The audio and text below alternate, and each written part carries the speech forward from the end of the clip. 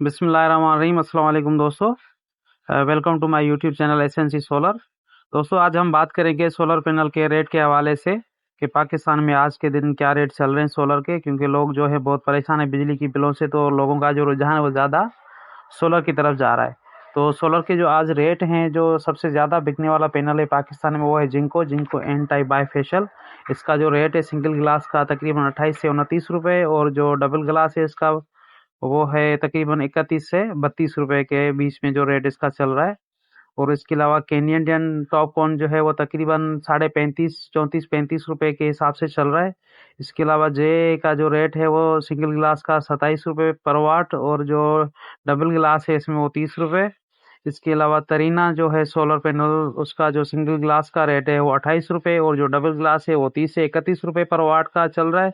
इसके अलावा जो लूंजी का जो रेट है आज का वो 28 रुपये सिंगल ग्लास, और जो डबल ग्लास हो 31 से 32 रुपये। जो हाइमो 7 है उसका भी तकरीबन 31 रुपये पर वाट के हिसाब से इसका जो है वो पाकिस्तान में रेट चल रहा है इसका।